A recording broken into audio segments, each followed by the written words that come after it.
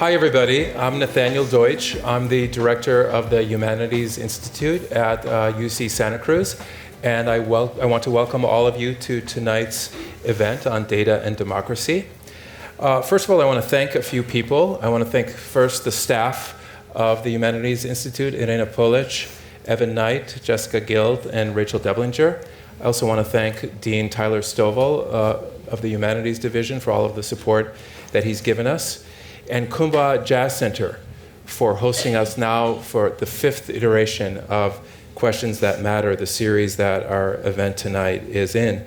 And lastly, I want to thank the Andrew W. Mellon Foundation, which has helped to fund this event and has funded, we have a multi-year grant with them, funding annual themed events. This year the theme is Data and Democracy. Last year was Freedom and Race. Next year it's going to be the future. So there'll be a lot of great events around that. And every year thereafter. Right, exactly. So before I introduce our speakers for today, I also want to let you know about some other events that we have coming up. On February 12th, Algorithms of Oppression, How Search Engines Reinforce Racism, with Sophia Noble. February 20th, The Right to Be Heard, Jews, Human Rights, and Global Democracy, by Jim Leffler. Thursday, May 9th, Anti-Semitism in the Internet, which will be a conversation with me and Rachel Deblinger. And then we have a couple of other events. What Shakespeare Taught Me About Refugees, which is actually going to be January 31st in Kresge Town Hall. And then last but not least, Madeleine Albright will be speaking downtown in the Kaiser Permanente Center. And it's sold out. So I know some of you already have those tickets.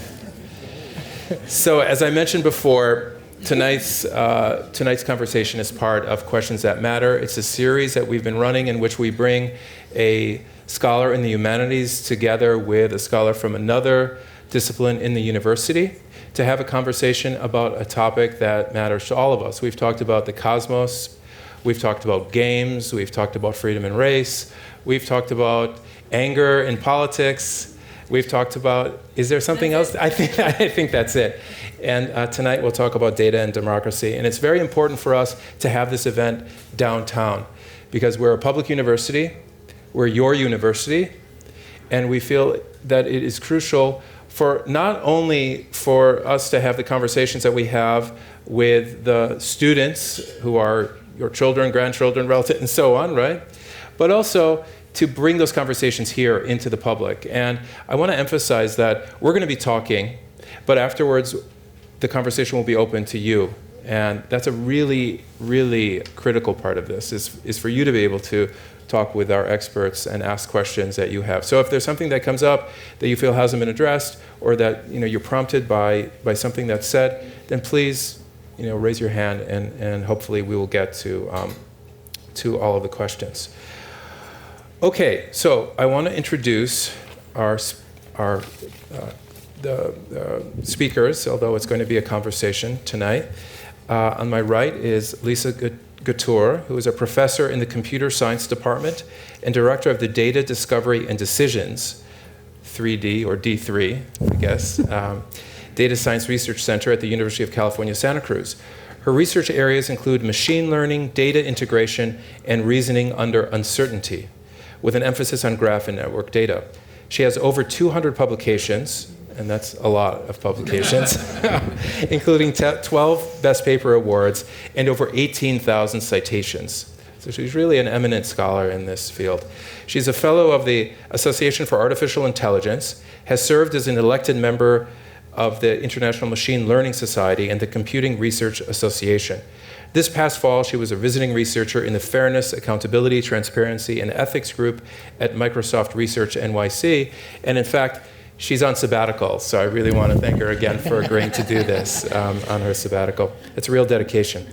At the end of February, she will be giving the annual UCSC Faculty Research Lecture on Responsible Data Science. So Lisa, thank you so much for being here. Thanks.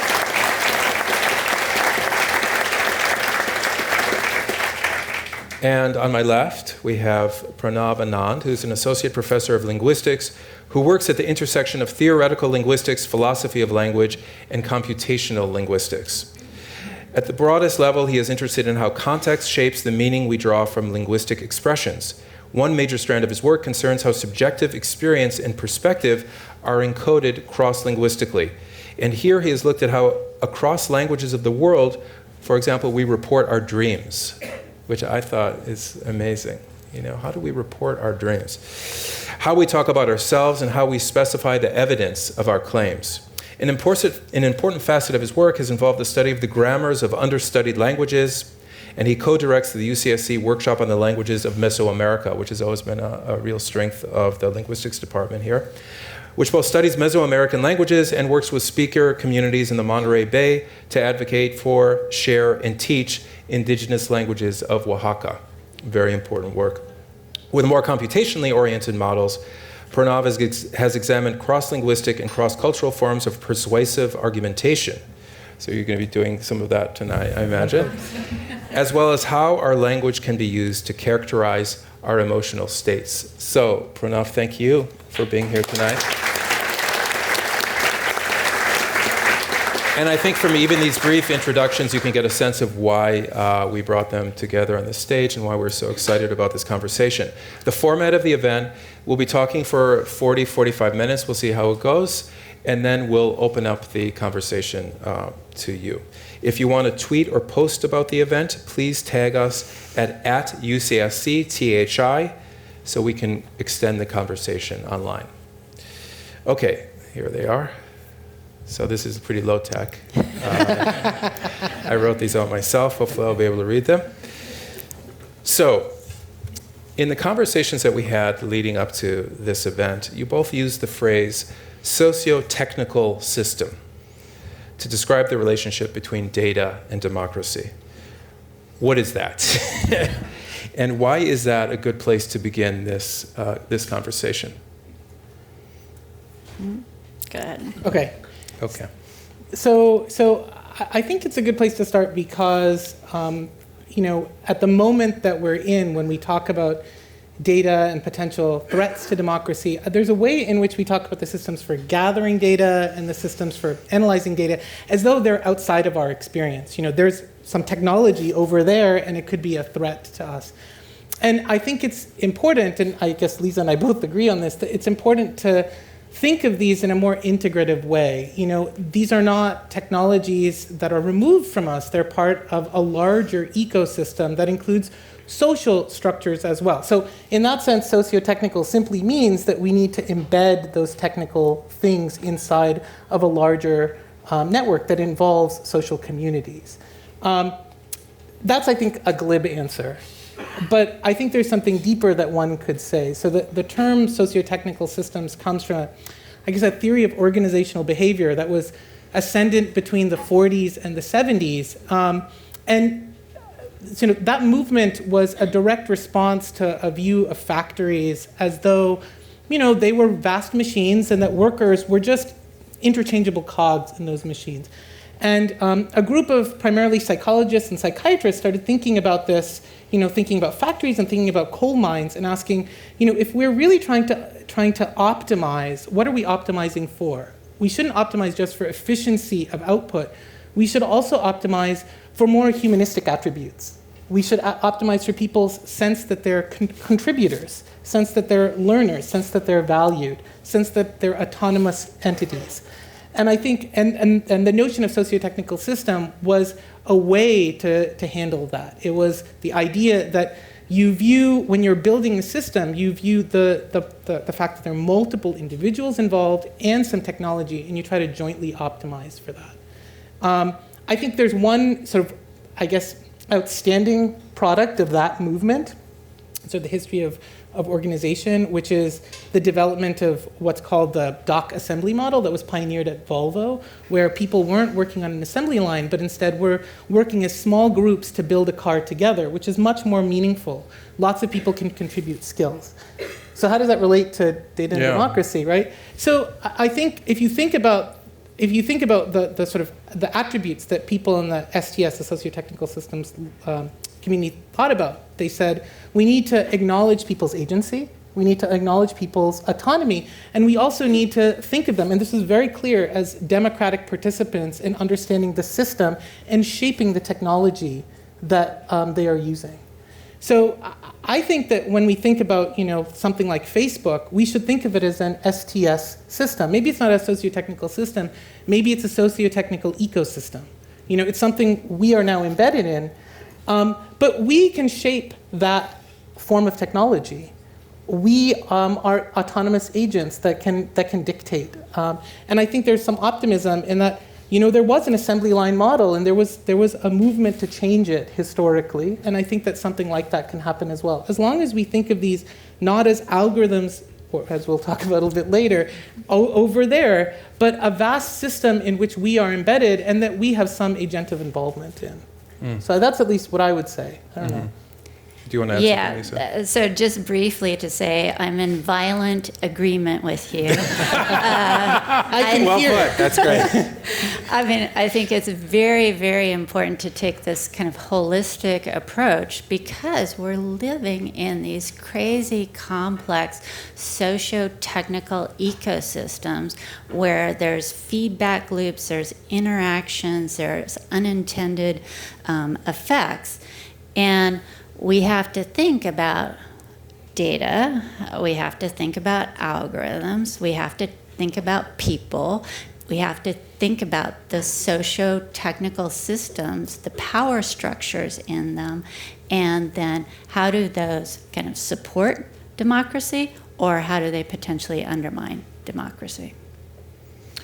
So I should mention that we've had a lot of conversations leading up to this conversation. And that's something that we do with this particular event, is that there's always, actually, I don't know, when did it start? Last year at some point? We've had months of conversations. And so a lot of these questions are all coming out of those conversations. Now, it became very clear in those conversations that there's so much going on here with this topic. And in fact, almost every day there's something in the news, and that I'm sure will come up in some of your questions that's relevant to this. So this next question has everything in the kitchen sink in it, basically. And so you'll have to bear with me. Among the many things that go into a democracy are privacy, the ideal of the autonomous individual that you've mentioned. And in fact, many of these things that I'm mentioning also go into the modern notion of the self, not only in a political sense, but in other senses. And we could say that right now we're going potentially through a major transition in terms of what kind of selves we possess. We all, to increasing degrees, possess a data self. A self that is now being defined by various types of data that are associated with us, produced by us, sometimes knowingly, sometimes not. That self is then understood, commodified, and so on. Something that wasn't possible in the same way. So, but certainly in political terms, in democracy, we have the ideal of the autonomous individual, which is connected to voting, right? The ability to make decisions in that realm. Transparency, trust, when it comes to voting again, and so on. And a citizenry that shares a common set of facts with which they make decisions regarding whom to vote for, what legislation to support, and so on. How has the way that data is now collected and used by corporations and by the state, and sometimes both of them, right, in tandem, impacted these aspects of our democracy? What concerns do you have for the future? And feel free to focus on any of those or some combination of those. Okay, I'll start off. Yes, everything is there. I'm going to focus on just the first two elements, so talking about privacy and autonomy. So privacy, we're living the kind of data that's collected, the data that's integrated, the things that the data brokers are selling.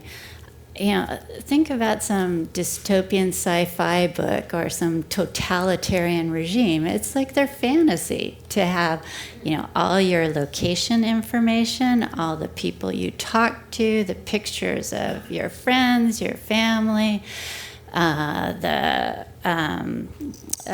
voter registration records. All of these things can be linked, and now on top of it, we're putting, listening devices in our homes.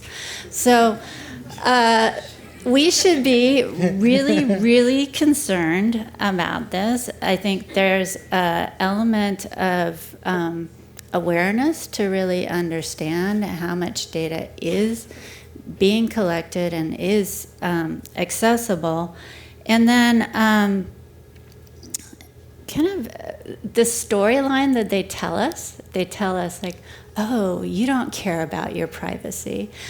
I mean, maybe there's a little bit of truth there, but that's also a very convenient storyline to tell us that we don't care about the fact that our data is being potentially sold and used. So I think there's a real importance to kind of question. I think there's a real opportunity, and this issue is bubbling up. So I very much encourage people to get educated and proactive on this. But I actually think the more pernicious problem is with the autonomy. So we just had Jerome Lanier here. He was talking about this aspect that, democracy is about self-governance. And at the same time, we are engaging with algorithms, we're engaging with devices where these devices are running algorithms that are designed to be addictive.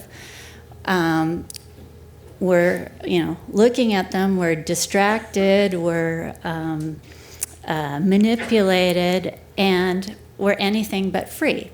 And so I think really having awareness about, what are the ways that you're interacting with technology, and making sure that we keep our agency in doing that. Yeah, so that's scary. I guess I completely agree.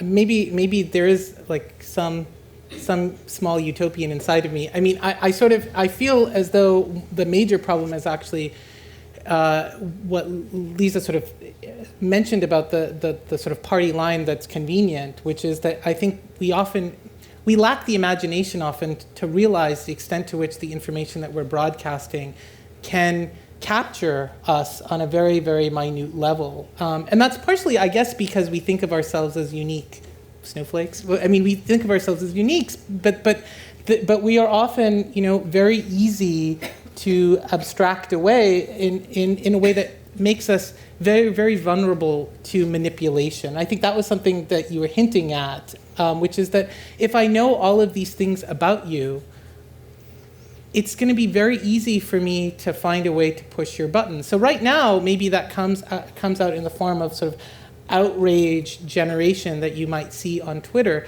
But, it doesn't take that much thinking to imagine something worse. So, for instance, Lynn Walker, who's one of my colleagues that I work with, and I are looking at how to try to understand people's mood, and you can see how this could lead to really wonderful products, right? So it would be great if as Lynn always says, if you come in, you have a bad day, and the system knows it because it's seen how you've been texting, and it knows how you text when you're in a bad mood. It might put on some music in a way that another person would as well, and this would be very, very, very helpful. On the other hand, here's another scary thing. We know that when people are depressed, they tend to purchase things that they don't want to. So now imagine, and you laugh, but now imagine, Facebook can track these things with incredible precision, and they also are an enormous advertising system, right? So I mean, you can think of it from a standpoint of like the threat to the democracy. I think when we think of it in terms of what can Facebook do with our data, you have a sense, well, they might make me, buy some things that I regret. But there's a way in which if that is not about purchasing something, but it's about some policy decision, it really could manipulate Which has us. been demonstrated that, that people's data is used to try to sway them in different directions when Right. it comes to political Yeah. decisions as well. It's not simply about purchasing That's right. things. And I think the other thing that I just want to bring out is something that Lisa talked about very quickly, but I think many people are not aware of, and that was the data brokers. So, who gets access to your information right now is, in the EU, there's some regulations now, finally, but in the US, it's really the Wild West. So, until very recently, you could go to any phone company and they would happily, if they wanted to, give some of the location information that you get on a millisecond by millisecond cycle from a phone. So AT&T just decided they're not going to do that. We'll see exactly what they mean by that when the terms come out. But every app that you click on that says, "Can I share your location?" you think, okay, they just want to know my zip code so they can suggest to me nice restaurants. But in point of fact, they are gathering that exact same millisecond by millisecond information, not for their own purposes, but to sell it on the market. So what you have done is enabled a covert revenue stream. And there's lots of scary things that people are doing with this. And if you want to find out about it, go Google some digital advertising services. They're very happy in their information to tell you what they're doing. So I did this. And so here's one of them. So I told you this example. So Lord & Taylor wanted to know something about who returns things to their stores after Christmas. So they hired a digital marketing specialist. They set up geofencing, so every cell phone that came in and out, they captured the number. Then they went and bought location data. They did that so that they could try to track those people based upon their numbers. And they were interested in kids versus adults. How did they figure out who's a kid and adult? Once you have location data, it's really easy. You see, does the cell phone go to a school and then leave and then come back to pick up? Or does it stay there? Okay? And this is trivial. I mean, this is so trivial. Similarly, in India right now, I'm following the Indian elections. You can peg people's economic class and thus their traditional caste, which is the important political dimension, by their electrical bill because of air conditioners. Right? So we just need to broaden our imaginations to understand. I mean, Lisa was being very calm in her outward affect, but I want you to recognize that it's really easy to think of how very trivial bits of information can lead to vast insights into a person. I don't need something very sophisticated to find out what your age is. I don't need something very sophisticated to find out your income level. I don't Your need something political leanings. Political leanings, Yeah. right? And what's amazing is we're giving even more data available because I guess we do this. We tweet it out. So. Yeah. Well, this leads me to the next question, which is also for you, Pranav, and then I'll have one for Lisa. So in an earlier conversation, and it might have been the one that you mentioned, the Lord & Taylor example, you also mentioned that contemporary developments in data gathering, for example, the location tracking, quote, make totalitarianism easier. So that really struck me, that phrase, make totalitarianism easier. I mean, it's kind of a nice catchline, but it's also incredibly chilling. How does it make totalitarianism easier to have that? Well, I mean, as Lisa said, I think the goal of a lot of totalitarian states, I remember reading about these Enlightenment Renaissance cities that were designed so that you could track people's movements. Those beautiful symmetrical structures were designed so that someone from one tower could see out over the whole, the whole city-state. That was, I think, the first place in sort of the consciousness that architecture could be used for that purpose. But now you don't need that, right? We carry all of these devices on us. And, 4 or 5 years ago, I was at a workshop where a bunch of geographers were talking about this. They were saying, in China now, we can really understand demographic trends. Who is going where, who's commuting where for work. It's amazing. We just get this location data. And I thought, wow, that's amazing. But then, of course, the demographers use it, I guess, to understand, how society is functioning. But that same information is readily available to the state or any actor to try to figure out where people are going. And that's a very effective source of control. There's one other anecdote I want to add that I've recently learned about, and that's about like these unintended consequences and the way in which this can perpetuate certain kind of regimes. So how many people know about WhatsApp? So one of the things about WhatsApp that's supposed to be great is that it has this encryption. And the encryption basically allows it to be, I mean, the idea, hopefully, and this came out during the Arab Spring, that means that it's not easy to track people's communications, especially by a regime. So in India now, what is happening is that people are sending fake news over WhatsApp. And what's at least good about the fake news that we see is that everyone sees it. It's all on Facebook, it's all on Twitter. Now imagine a completely stealth campaign. So the very technology that's supposed to enable people to communicate outside of totalitarian control, if it is deployed by the government, which has vast resources, can be used to spread a kind of disinformation that you can't counter. So there are ways in which even the technology that is celebrated as a way of preventing surveillance can be used to conduct another kind of campaign. So I think this leads to something that you actually said in an earlier conversation, and that is one of the things that concerns you the most is, quote, an asymmetry of information. And what did you mean by that, and how is it connected to some of the political issues that Pranav has been talking about? Yeah, so first off, there's a ton of asymmetries to worry about in the context of democracy in general. So there's asymmetries around wealth, there's asymmetries around power.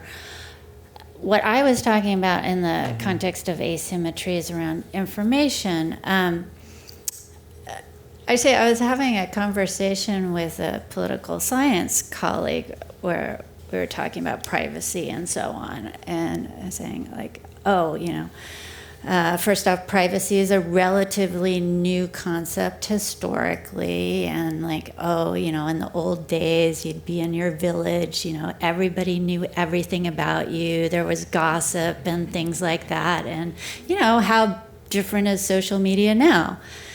And the thing about it is this asymmetry that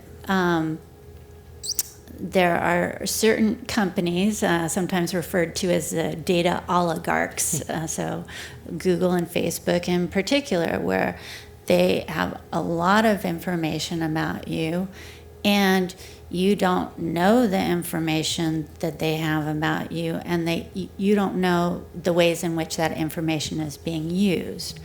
And the ways that information can be used are multiple, but one of the most basic ones is around discriminatory pricing. So you can have personalized pricing. We already have personalized pricing, and what does that do to? Could you describe what that is? So personalized pricing is the idea that different people get different prices for goods, and the same good. So right now, an example is, depending on what zip code you're currently in, you'll get a different price for a hotel room. Airline tickets, you get different prices, different times of days, and so on. And you think about the power that Amazon would have to do that, and they already do. I mean, in many ways, these premium memberships are a form of this. And then when you take into account the concentration of economic power in many of these companies, that is not a good recipe for a healthy democratic system. Right. I mean, if you think that the point of these companies is to make money from you. And so they're gathering this information, not, let's say, in the past, states were the only entities that had the ability. Of course, they didn't have the technology then, so even they didn't have the ability to gather the kind of data that that either the state or companies are able to do. But the ability to do that, and I mean, there's the danger of the state entity, the non-state entity, and how that affects people that are able to kind of counter this versus people that are not data literate and algorithmic literate.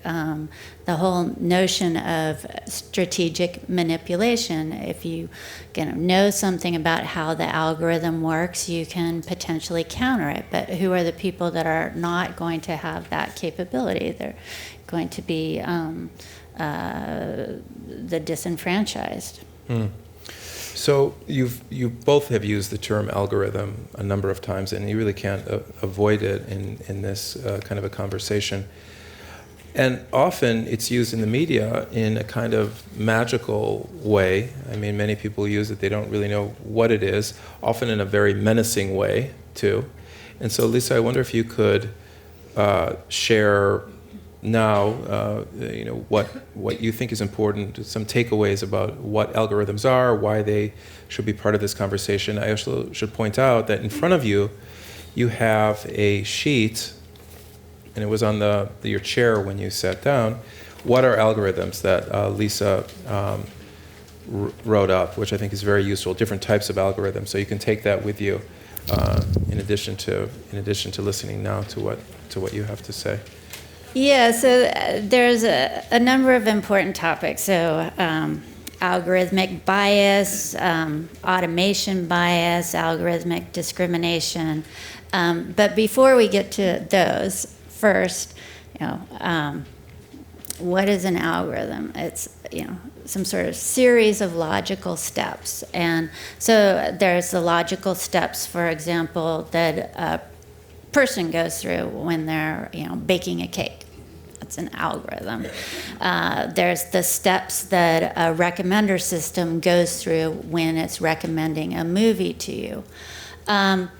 What I've tried to do here is go a little bit deeper into the kinds of algorithms that are common so that you can understand there's these notions of kind of straight line algorithms where you're just doing some steps. Those are probably the most common. Then there are algorithms that are kind of rule-based systems. So, a simple example is, you go to your ATM. Before it gives you the money, it checks to see what your balance is. But there's things for like diagnosing printers and stuff like that. They usually have these steps like, okay, well, first check to see if it's the power is connected, and if that's connected, then check the network connection and so on. And then there's those those annoying call centers that you get through where you have to go through all the decisions. Then there's data-driven algorithms. Data-driven algorithms are algorithms that essentially do some sort of counting. So they count how often something occurs, and based on that, they make some prediction about what will happen in the future. And then there's randomized algorithms. So these are the ones where you do some sort of kind of simulated coin flipping. Those are often used when you're trying to, make something interesting so that it doesn't happen the same way every time. So if you're doing a computer game. And the reason to kind of go through this catalog is to think about, well, what are the ways in which algorithms can go wrong? And there are a lot of different ways that they can go wrong, but probably the most important one is, they're all really crude approximations to the real world. So the notion of the frame problem, the idea that you left out something, you didn't take into account something, you kind of simplified something, is fundamental to ways in which algorithms can go wrong. Another kind of common thing that will cause an algorithm problems, especially one of these data-driven algorithms, if the data is biased in some way. So it can be biased due to selection bias, it could be social bias, it could be institutional bias. There's all these different ways in which the data that comes into the algorithm can be biased, and then if you have bad data coming in, you're going to have biased decisions coming out. And so, that's the phrase, computer science phrase, garbage in, garbage out. So, and then another way in which algorithms can go wrong is they're typically optimized. So there's some sort of metric that goes into optimizing them. And there's a question of, what was encoded in the metric, who got to decide what the metric is. There's a lot of values that are baked into the metric. So these are just kind of three ways in which algorithms can go wrong. So in the context of saying, are they, good or evil, I mean, they're really useful for lots of things, like, all the cool things that I can get when I'm doing research on the internet and so on. There's tons of good. The thing that I wanted to alert you to from those list of things that are going wrong is just the notion of oftentimes they're buggy. So you should just not trust them that much.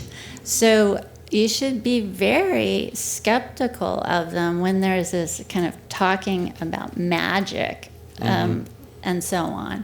But what do you do if those algorithms are used, for example, to predict recidivism rates among people convicted of crimes, or whether they should be incarcerated before a trial or let out in lieu of bail, and the kinds of things that are now happening? How can somebody? Well, I think it's buggy. So I don't want to. I don't want to be. This is a place where, first off, understanding algorithmic discrimination is incredibly important. So understanding those things that can go wrong with an algorithm. The notion of algorithmic discrimination is that it can automate certain institutional biases that were already in place. It can then operationalize that, and then it can legitimize it. Mm-hmm. So this piece of legitimizing the output and then not questioning it and not having the transparency to understand what the algorithms are doing.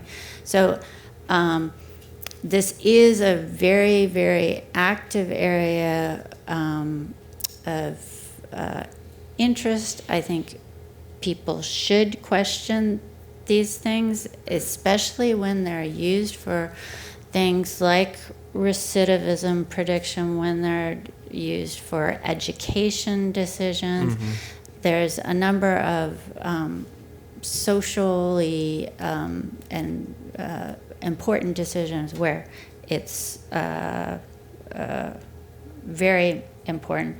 But at the same time, again, there's an element of we have to understand our autonomy, because in many cases, those are hard decisions. And why is it that we're giving them over to algorithms? And it's part of a broader issue, which is, you mentioned the word legitimation. Part of that, giving that up, the autonomy, it has to do with the broader fetishization of technology. That there isn't a healthy critique that goes along with the kind of technological developments, which, as you say, can do a lot of wonderful things. But if one doesn't, if one says, well, technology is going to be the source of the answers, without that critique, you can end up with decisions being made, and you're not even aware of it, as you mentioned, half the time. I mean, So do you have something to say about well, that? I mean, yeah, I guess that's true. I mean, I would sort of turn your question back at both of you and ask, the extent to which the question that we're facing here is particular to this moment, and the extent to which it's, especially in issues of, say, criminal punishment, whether, it's simply, we've had many policies over the years which have been put forward. I mean, I'm thinking, very, very, very consciously of the reform movement that happened in the 90s that we now acknowledge to be a failure, right? Where, in which, all of the architects say the same thing. So, three strikes policies, there was a sense that they were data-driven at the time. People talked about that. And by the way, the use of algorithms for recidivism and so on, that's a reform too. That's being promoted as a reform instead of cash bail, which is discriminatory in other ways. That's right. That's right. I guess what I'm saying is, some of this might simply be that we're just not smart enough sometimes to figure out our socio-technical ecosystem independent of the algorithmic part. And that, unfortunately, we learn that a policy that maybe people put forward with some intent didn't actually work. And I think there are aspects of it that are, particular to the algorithm. I think that legitimization that such policies accrue in virtue of being algorithms and hence magical. I think as long as we can find a way to dispense with that, we can recognize that they're just another kind of policy, and they might be based on data in the same way that many policies are, but they also often have consequences we don't understand simply because of the complexity of the world we live in. I don't know. Do you think that there's some, that what you were just saying there is particular to these sort of algorithm defined policies versus ones that were, three strikes you're out, that's a policy, that's an algorithm too? So we have traditionally had policies that have been incorrect, and occasionally they can be data-driven and so on. And certainly some of the advocates of these things are saying, the algorithm will be, won't be biased in the way that humans will. So it's also proposed as a solution to societal biases. Right. And the thing is, I think first off, we have to educate ourselves about them. And so we have to, question this magical piece of it. It's a tool.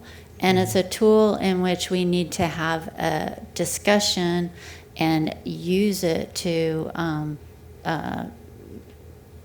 question the output, compare different algorithms when they're using them, think through how it could have gone wrong. And, that means we have to think.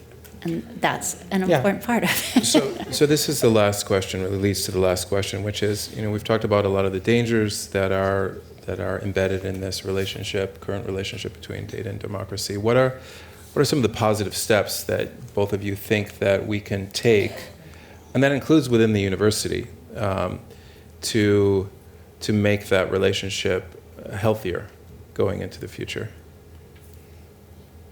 Well, I mean, I could start by just saying I think literacy is really important. I mean, you can't really have people being autonomous entities if they're not aware of the ramifications of their decisions. I think that we should acknowledge our own agency in giving up our data and hence our autonomy in the sake of convenience. And I think we need to acknowledge that, and we need to recognize how that could ramify. I mean, similarly, I think that what Lisa's saying about understanding what kinds of algorithms are out there and their limitations is something that probably, this kind of technology is not going to go away, and it simply means that people need to become more critical.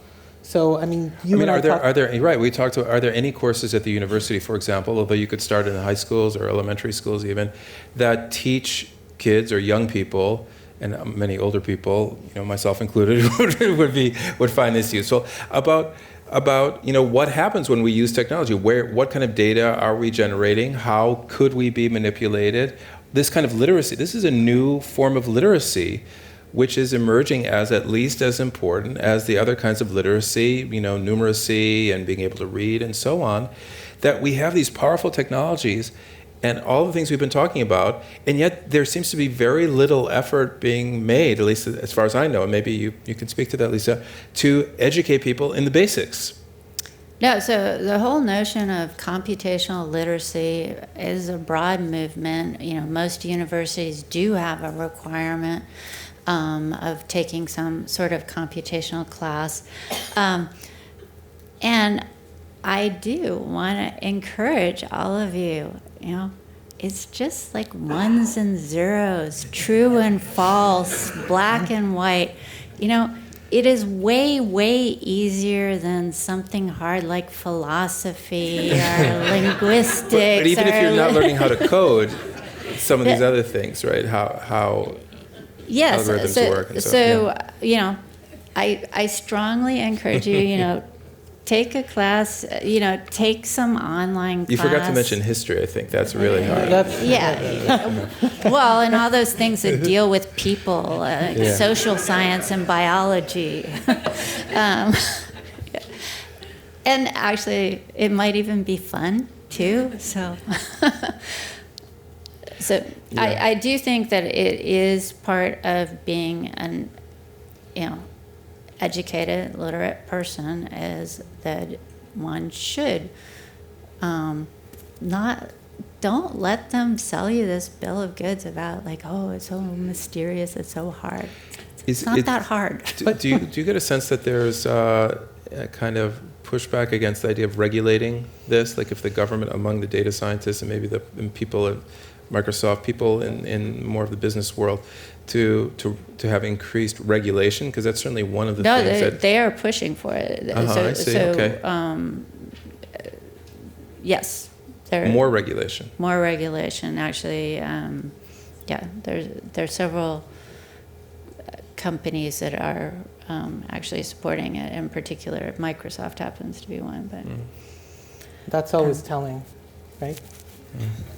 I mean, can I say one thing though to what you said about learning to program? I mean, do you think that people who come out of, say, a bachelor's degree in computer science can reckon with the issues that we're talking about? Are they literate in the way that we're discussing? So this is a place where they're, especially thinking about the socio-technical systems, is a huge opportunity for collaboration across humanities and computer science and more. We really need to have these discussions. I've been participant in a number of discussions where you can tell we're using different language or trying to unpack it, but there is a huge amount of interest in it. Do you think it's going to be like medical ethics? Do you think it's going to become a sort of its own field? I mean, it's amazing how much it's taken off even in the past 3 years. Maybe 3 years ago, it was kind of a tagline, we need some ethics. Now there's a lot of different efforts that are happening. As a matter of fact, there's a conference right now, Fat Star, where I was really good at naming our conferences, on fairness, accountability, transparency. There's also AI and ethics conference happening right now as well.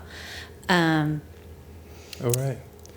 Well, I think that's a good place to end this part of the conversation, and we can open it up now to you. So.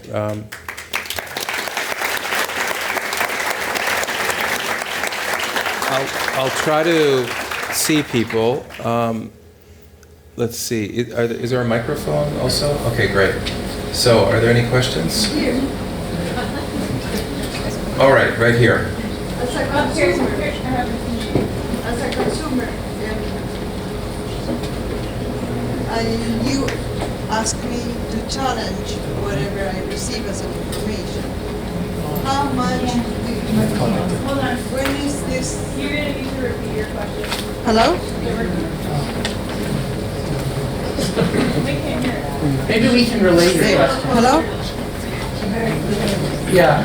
So you were saying as a consumer. As a consumer, you are asking us to challenge all the things, all the information that we're receiving. No, it's on. My question to you is, how much data do I have to analyze to come to a conclusion where I do not have so many variables that it's impossible? So the question, do you want to say? No, go ahead. So the question is, you know, if our final exhortation is, you know, be skeptical, and challenge what you get. How do I do that? Given that I don't know what kind of data I'm going to need to look at to challenge it. I don't know what the variables are. And I guess there's another thing, which is that maybe I don't have enough time to do it. Is that, or do you care about the time, or you're asking just in principle? Yes, in order, what is the balance and how much? Because I can go on forever. You can go on forever, yeah. And the same goes for so many other things in terms of, is this news source accurate? Right. For example. I mean, how much are we entering into a world? I mean, we should have always been questioning whether things are accurate. But now the volume, the scale of the question that's posed by that is so much greater. I mean, I don't, do you want to say something? I mean, I do think that there's kind of looking forward and trying to look at the kind of positive aspects as like, how can we work together in order to make these systems more transparent, and how can we kind of collectively share our information in ways that will kind of help deal with some of these kind of asymmetries. And is there something that individuals can do, or is it really something that people have to work towards collectively? The main approaches that come to mind to me are collective approaches, yes, but I'm not aware of any instances that I could point to. Yeah, I mean, it's tricky. I think of it, you know, obviously it really relates to the issue in question that we're talking about. So when you were talking about this, what came to mind was the fact that people were very shocked about the 2016 election, in part because they didn't understand what polls did, right? So there's a certain amount of skepticism that one needs to have. And in those cases, and you saw this in the media, where people said, well, this is what these polling averages are. Therefore, there is no way whatsoever that it could turn out this other way. That's irresponsible reporting, but that's a level of knowledge that people should have. So I sort of feel like, regardless of specific instances and questioning specific instances, I think if we sort of go away from today understanding that there are systemic ways in which these kinds of systems can have problems that can equip us in ways to be flexible. I mean, that's I think what we could say for the individual. Now, if you do want to go and hunt down a particular instance, you can do that. But I don't think that we were saying you don't trust anything that these systems give you. Actually, it was something like, be an informed consumer. But the problem now is that to go online and buy something, you can try to, let's say, protect some of your data, but at a certain point you're faced with, well, I need to get this ticket. Yeah. So, that's a different issue. That's a different issue. I think that's a different issue. So there's a difference between trusting the outputs of these algorithms and sort of being unaware and free with the information that you share. I think those are two things that we should keep separate, because I think they're two separate questions. And I think that for the first one, for the second one, what we share, I think we need to acknowledge the bargain that we're making. So there's, why do we shop online? It's convenient. So I would say to you that in some cases, if you're going to go to a certain site and you're going to shop online, you need to acknowledge that you're sharing certain kinds of information. And in doing that, there's going to be a profile of you that's going to be created as a result of that. Now, I think Lisa's right that we can also, as a society, push against certain things. We can create regulatory structures. But for right now, in the moment, I think we simply have to acknowledge our own autonomy in certain cases. There's certain sacrifices that we make in virtue of convenient shopping. Yes. Isn't the real problem that we don't really know what we're sharing? It's like if I go to Amazon or if I go to Google, I have no idea. I have no idea what I'm actually providing to that person, and then they're taking that and they're making money off of me. Yeah. And if I'm sharing that, saying, okay, I can get a kickback from that, then that's one thing. But I don't know, and that's I think the literacy part that you're talking about is understanding and making a explicit agreement that yes, I am sharing this information and I know you're going to make money from it, but it's in exchange I'm getting something else, convenience. And how do we know what we're really sharing? And this is a place where kind of having that transparency, so being able to, I always like the idea of, let's have our little profile thing that we get to inspect, and we can personally delete things from it and so on. And if I want to, I can share it, and I can lend it to my friends and stuff, and they can give it back to me. There's these kind of notions of how to reimagine how things are done. And we don't have to strike the current bargain that we're doing. But was your question about, given the situation we're in, or how we could change the structure? I think the problem is we don't know, as a consumer, we don't know. We don't know what we're sharing. And even if we do share it, even if we do share our information, we don't know what they're doing with that, how they're correlating that with other people, and that's when the magical algorithm comes into play, right? Because we don't really know what happens after even if we share it, we don't know what happens after that. Right. And this is a place where kind of putting in standards of, first off, having these privacy agreements be interpretable, having them be constructed in ways that, are the interfaces that consumers want. So it's hard It's hard to imagine, though, that a lot of corporations wouldn't really resist that if this is their main revenue stream. If this is how they make money, that's why they like to keep it very, small print. And the waivers. We waive away all sorts of things, right to bring a lawsuit. We give rights for people to sell our information or to give it over to a third party and so on. It just seems like we're here, and we really would have to go dramatically in another direction. I think we're on the verge of a shift, and the key thing is to not view ourselves as victims in this, that we need to kind of take we're political agents. All right, so there has to be political mobilization around these issues. Because actually the companies right now are very nervous about the trust. And, they need the consumer trust. And so being able to think of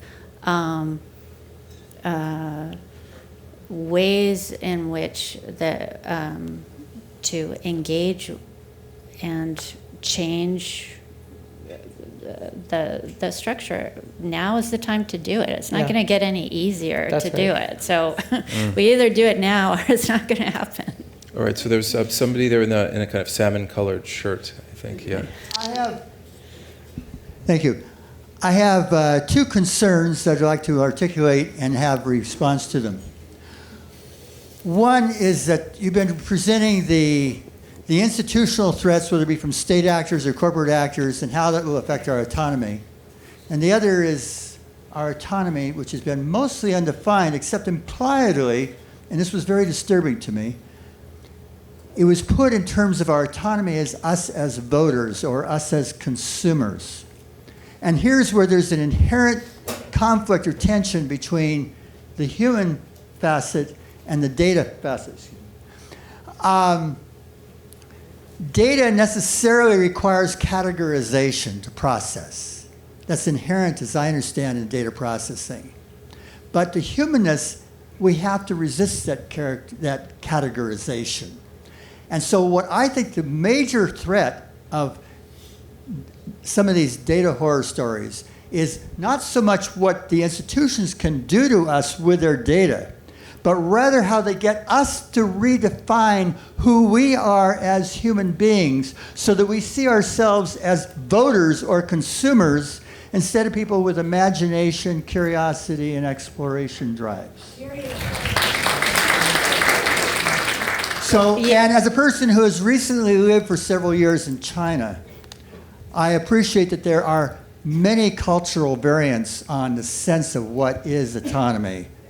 And the Chinese government, for example, is very skilled at keeping the sense of what it means to be an individual, the sense of what it means to be a human being, defined in terms of data that they can control.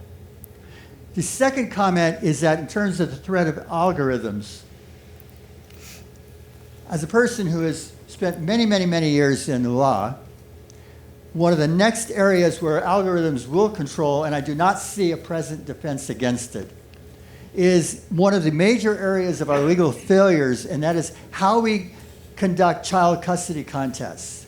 There is a host of anecdotal evidence that is, much of it quite correct, about the failures of the system when we're getting into these messy credibility and judgmental contests between parents, each of whom are desperate to have control over the children and to fight their marital wars over. This is so time-consuming for the courts that they will turn this process over to a pseudoscientific algorithm where they can get the psychologists to crank out formulas which the more successful and affluent attorneys will learn how to exploit. And that will produce the precise scientific answers to which parent is supposed to get the child's welfare in their hands. And that is going to be a major threat, and unfortunately, I do not presently have an answer for it. Would either of you want to? I don't know if there was a question there, but do you want to address I mean, I guess I would just say I think we all acknowledge that we are individuals, right? And Yeah. Well, I think the interesting point about that is then this is one of the ways in which we're manipulated by the algorithms, that we are categorizing ourselves in a way to kind of get the services and so on. And I do think that that's a real danger, and that's a important part of, how do we, build a good society where we have, our human autonomy, and that is going to require some aspect of it that doesn't get categorized and labeled and surveilled. We need to have that space to be creative, to be outside of these systems, and we should keep that. Yeah, but that problem isn't new, is what I was going to say. I mean, Yeah. that is a cornerstone of things like the census. I think categorization is sort of a bigger issue than I think the one that we're talking about here. I mean, there is a question about whether we reflect back on those the categories that we're given. I think that's a reasonable point. I want to also point out that a lot of that categorization is so behind the scenes in terms of this transparency thing that we're talking about that we can't even reflect it back because we don't even know how we're being categorized. So, there's a way in which you go to Google and you just search, and they are categorizing you with a fineness of grain that I think really would defy your imagination, but in the service of trying to get you to click happily on a link, right? That's a form of categorization. I don't know what categories they put you in. I don't know what categories they put me in, but in a sense, I don't know if the worry there is about us thinking of ourselves in terms of those categories because we don't even know what they are. So yeah. I just want to point out that a lot of the dangers have to do with categories we can't even conceive of. They're in, 20,000 dimensional spaces. I mean, they're really, really big. Right. I mean, I want to emphasize that we are multiple selves. That's right. And I started the conversation tonight by emphasizing that we'd be talking about the emergence of a data self, a self that we are all possessing increasingly, which is defined by data in different ways. And that intersects with other types of selves, including the one that you refer to. And we especially talked about the political implications of that and the economic implications of that. So it certainly doesn't diminish the self that you refer to. And believe me, as somebody who is a scholar of the humanities, we spend a lot of time thinking about that, and that's a whole other conversation, and we will be having conversations on that very issue, especially when we talk about artificial intelligence and the implications of that and how that intersects with this. So appreciate your comment, and you gave another example of how algorithms can be used, right, to adjudicate in certain cases, life and death situations or life outcomes, in the case that you're referring to children. So it's very important. Let's see. I have someone over here. Okay. Stand up for a while. Is there any way that you can... Hi, I'm sorry. Maybe after this person has the microphone. He's had his hand up for like... Okay, great. Hi, so my name is Ryan, and I'm the president of the Data Science Club on campus. Hi, Ryan. So anyway, I have lots of CS major friends, and I don't honestly believe that they know about the stuff that we're talking about tonight. I think that they know how to code a computer, they know how ones and zeros operate with an operating system and all of that, but they don't understand the consequences of, or the implications of the stuff that they are coding. And anyway, before tonight, we compiled a list of 72 classes on campus for recruitment efforts, and I analyzed that list, and to my belief, not a single one of those classes talked about the ethics of data science. So my question for you, and you may correct me if you want, is do you believe that the University of California is doing enough to educate its students about some of the stuff that we're talking about tonight? And also the second question that I had for Elise is that do you believe that your research in any way has contributed to some of these existential or otherwise fears that we have talked about tonight? See, I told you. Okay.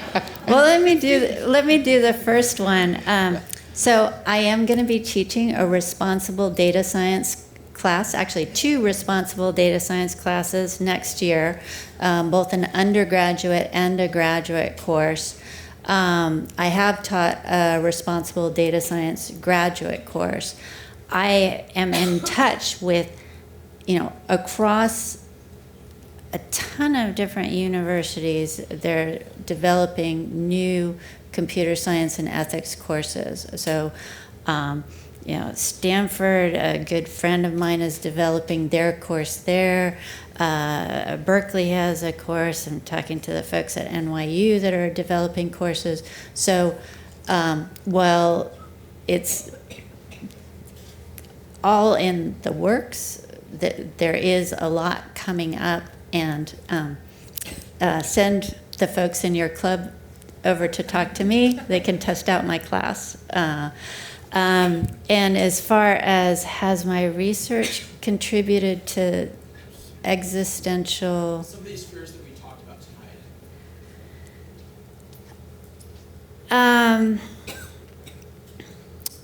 So my particular research is very much focused on how you take into account more of the context, more of the collective information.